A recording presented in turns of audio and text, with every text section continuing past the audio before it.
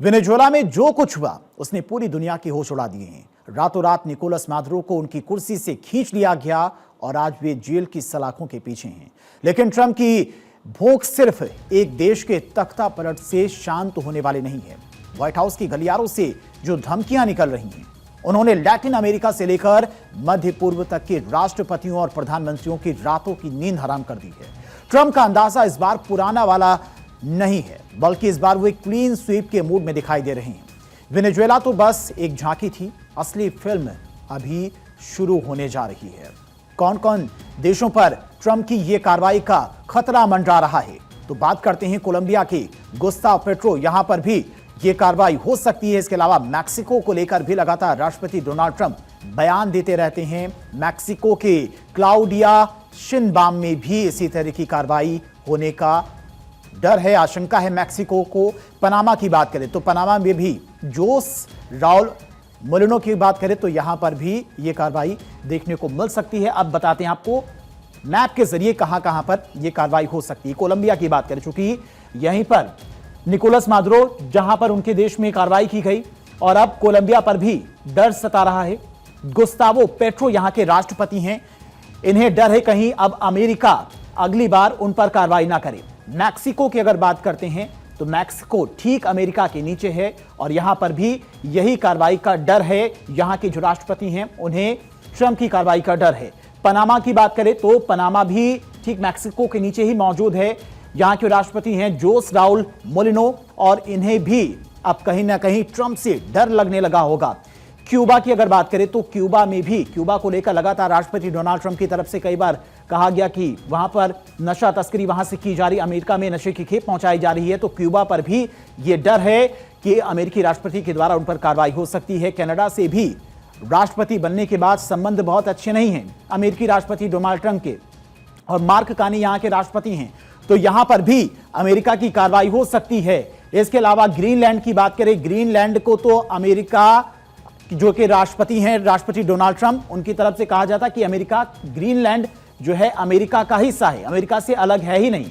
और यहां के जो राष्ट्रपति हैं उन्हें भी अब कहीं ना कहीं डर सता रहा होगा इस तरह की कार्रवाई को लेकर।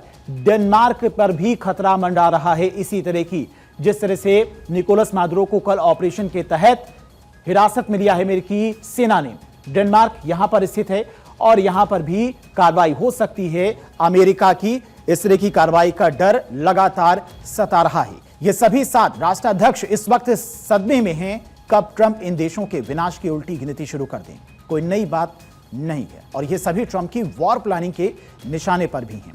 अगर हम इस पूरी कहानी के किरदारों पर नजर डालें तो सबसे पहले नाम आता है कोलंबिया के राष्ट्रपति गुस्तावो पेट्रो का। पेट्रो और ट्रंप के बीच की अदावत अब व्यक्तिगत हमले की में तब्दील हो चुकी है। ट्रंप की नजरों में कोलंबिया के राष्ट्रपति गुस्तावो पेट्रो एक ऐसे खिलाड़ी हैं जो गलत टीम के लिए खेल रहे हैं, और ट्रंप ने पेट्रो को ड्रग्स का सौदागर करार देते हुए सीधी धमकी दी कि अगर उन्होंने कोकीन के कारखानों को जमींदोज नहीं किया तो अमेरिकी मिसाइलें कोलंबिया की सीमाओं का लिहाज नहीं करेंगी। ट्रंप और पेट्रो के बीच में यह निजी जंग अब एक ऐसे मुकाम पर है जहां पर कोलंबिया की संप्रभुता और ट्रंप के गुस्से के बीच की दीवार बहुत पतली हो गई है। ट्रंप ने खुलेआम पेट्रो को चेतावनी दी है कि वे अपना बोरिया बिस्तर बांध लें। ट्रंप का मानना है कि कोलंबिया से आने वाली कोकीन की खेप अमेरिकी युवाओं को बर्बाद कर रही है और पेट्रो इस पर लगाम लगाने के बजाय मादुरो के दोस्तों की तरह व्यवहार कर रही हैं। ट्रंप ने यहां तक कह दिया है कि पेट्रो अगली बारी तुम्हारी है, यानी कि सीधे सीधे चेतावनी ट्रंप की तरफ से दी गई है। और यह कोई साधारण कूटनीतिक बयान नहीं है, बल्कि एक सीधी चुनौती है। कोलंबिया के घने जंगलों में छिपी ड्रग फैक्ट्रियों पर अब अमेरिकी मिसाइलों का साया मंडरा रहा है और पेट्रो के लिए अब कोई भी सुरक्षित ठिकाना बचा नहीं है। कहानी सिर्फ कोलंबिया तक सीमित नहीं है। इस ड्रामे का अगला बड़ा विलेन ट्रंप की नजर में मैक्सिको है। मैक्सिको की राष्ट्रपति क्लाउडिया शिनबाम इस वक्त ट्रंप के टैरिफ और सीमा वाली दीवार के बीच फंसी हुई हैं। ट्रंप ने साफ कह दिया है कि अगर मैक्सिको ने अपनी सरहद से आने वाले घुसपैठियों और जानलेवा ड्रग फेंटानिल को नहीं रोका तो वे मैक्सिको पर इतने भारी टैक्स लगा देंगे कि वहां की अर्थव्यवस्था घुटनों पर आ जाएगी। मैक्सिको की नई राष्ट्रपति क्लाउडिया शिनबाम के लिए ट्रंप का कार्यकाल किसी अग्नि परीक्षा से कम नहीं है। ट्रंप ने मैक्सिको की सरहद को खुला जख्म बताया है और फेंटानिल ड्रग की तस्करी को रोकने के लिए शिनबाम को अल्टीमेटम भी दे दिया है। ट्रंप का अंदाज ऐसा है, या तो मैक्सिको अपनी धरती पर ड्रग कार्टेल्स को खत्म करे या फिर अमेरिकी मरीन वहां पर घुसकर सफाई अभियान शुरू करेंगे। मैक्सिको पर 100% टैरिफ की तलवार भी लटक रही है। शिनबाम की गर्दन पर हर वक्त यह टैरिफ की तलवार लटकी हुई है। ट्रंप का लहजा ऐसा है जैसे वो मैक्सिको को अपना पड़ोसी देश नहीं बल्कि अपनी जागीर समझते हैं। उन्होंने अपनी सेना को आदेश देने तक की बात कह दी है, और अगर मैक्सिको के ड्रग कार्टेल्स को शिनबाम की पुलिस नहीं रोक सकती तो अमेरिकी मरीन वहां पर जाकर सफाई करेंगे। यह मैक्सिको की सीधी संप्रभुता पर प्रहार है। वहीं दूसरी तरफ कनाडा को भी अमेरिकी राष्ट्रपति डोनाल्ड ट्रंप धमका चुके हैं, और कई बार धमका चुके हैं। ट्रंप ने कनाडा को अमेरिका का 51वां राज्य बनाने तक का ताना मारकर पूरी दुनिया को चौंका दिया है। टैरिफ से कनाडा को निशाना बनाया। कनाडा की कमर तोड़ने के लिए यह काफी है, और ट्रंप जानते हैं कि कनाडा के पास में अमेरिका के सामने झुकने के अलावा कोई और रास्ता नहीं है। यह ट्रंप की वो रणनीति है जिसे वे अल्टीमेटम प्रेशर कहते हैं, या तो हमारी शर्तें मानो या फिर अपनी बर्बादी का मंजर देखो। कनाडा की राजनीति में आए बदलावों के बीच में ट्रंप का मार्ग कारणी की ओर रुख बहुत ही सख्त है। ट्रंप ने कनाडा को अमेरिका का 51वां राज्य कहकर न केवल मजाक उड़ाया बल्कि व्यापारिक युद्ध का बिगुल भी फूंक दिया।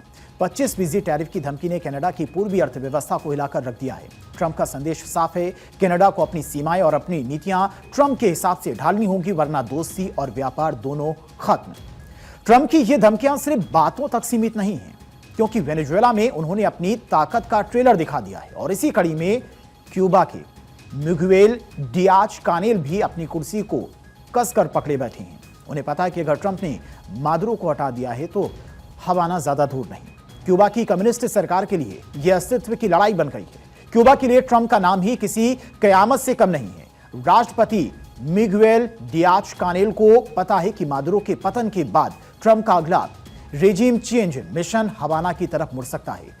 ट्रंप ने क्यूबा को आतंकवाद का प्रायोजक बताते हुए उसे पूरी तरह से अलग थलग करने की कसम खाई है। क्यूबा के तटों पर अमेरिकी दबाव इस कदर बढ़ गया है कि वहां की कम्युनिस्ट सरकार की सांसें अटकी हुई हैं। ट्रंप ने वेनेजुएला के एब्सोल्यूट रिसॉल्व ऑपरेशन पर जिस तरह से खुशी जताई, उसने दुनिया के राष्ट्राध्यक्षों के माथे पर पसीना ला दिया है।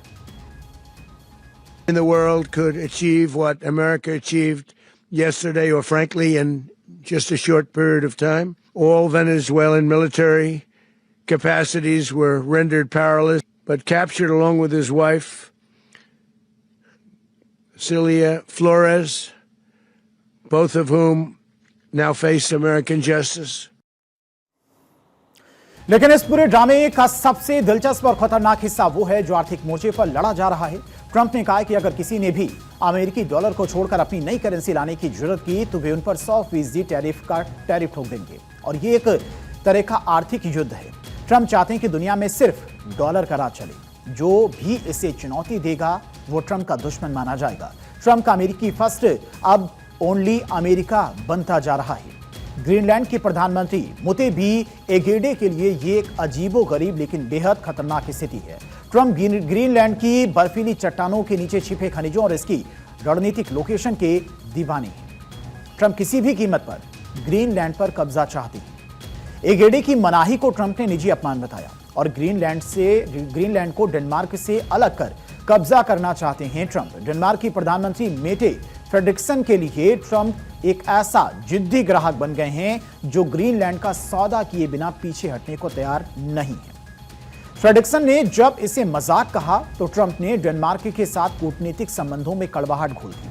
ट्रंप अब डेनमार्क पर नेटो के खर्चों और ग्रीनलैंड के मुद्दों को लेकर इतना दबाव बना रहे हैं कि कोपेनहेगन के सत्ता गलियारों में ट्रंप के नाम की दहशत साफ देखी जा सकती है। अब वे ग्रीनलैंड को डेनमार्क से अलग कर उसे अमेरिकी संरक्षण में लाने के लिए एड़ी चोटी का जोर लगा रही हैं।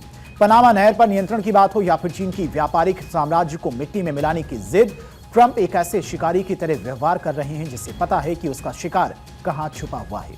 आज पूरी दुनिया की निगाहें व्हाइट हाउस के उससे ट्विटर हैंडल पर हैं और उन प्रेस कॉन्फ्रेंस पर टिकी हुई हैं जहां से हर सुबह एक नई धमकी निकलती है।